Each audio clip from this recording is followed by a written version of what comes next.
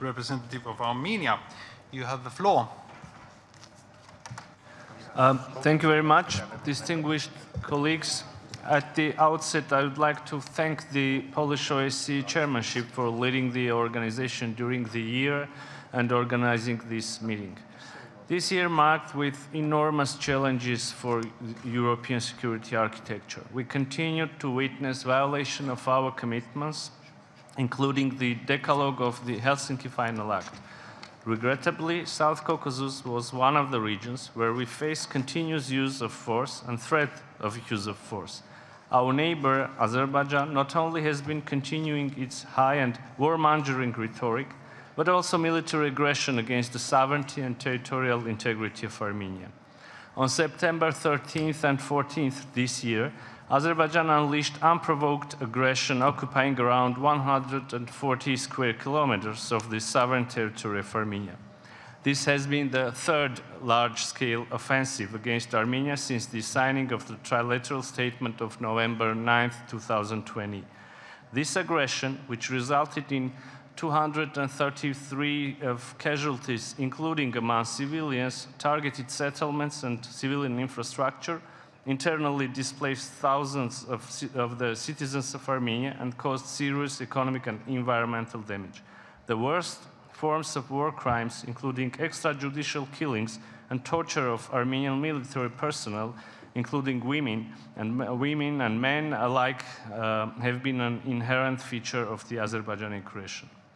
We would like to express our appreciation to those partners who do not shy away to point the aggressor and raise their voice on the need to duly prosecute the war crimes and punish the executors. It is equally important to demand the complete withdrawal of the Azerbaijani armed forces from the sovereign territories of Armenia. Their continued presence in internationally recognized territories of Armenia is a serious challenge to fragile peace and stability in our region. Moreover, during the same year, Azerbaijan continued its provocative and aggressive actions against Armenians of Nagorno-Karabakh in March and August this year. In blatant violation of trilateral statements, Azerbaijan in fact ethnically cleansed yet another settlement of Nagorno-Karabakh and tried to impede the functioning of the Lachin corridor, which is the way of life for more than 120,000 people. Ladies and gentlemen, under the current circumstances, it is difficult to contemplate achieving peace in a single part of the OSCE region. However, the government of Armenia has showed political will and has been taking decisive steps to open a new era of peace and stability in the South Caucasus. Despite the frequent provocations from the Azerbaijani side, we did not stop our talks on normalizations of our relations, unblocking all transport and economic links, delimitation and border security.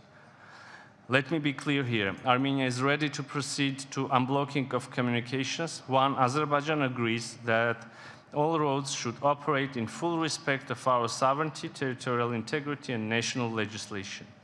The delimitation process of our state border should not turn into an exercise of putting forward territorial claims against Armenia, and thus should be carried out on maps holding legal basis.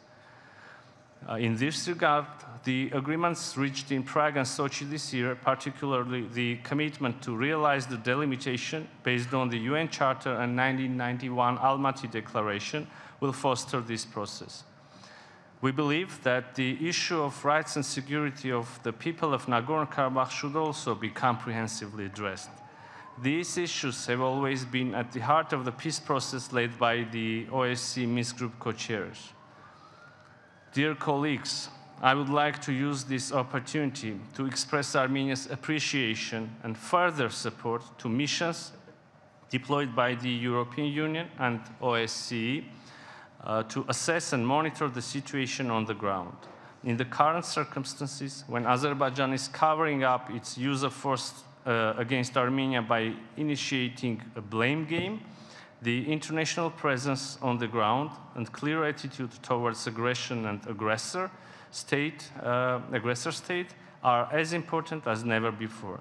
We continue to believe that the OSCE Minsk Group co-chairing countries, the OSCE mechanisms, with their accumulated knowledge and experience, can and should contribute to promoting stability and establishing lasting and durable peace in our region. Thank you. Thank you very much. I now give the floor to the distinguished speaker from Estonia,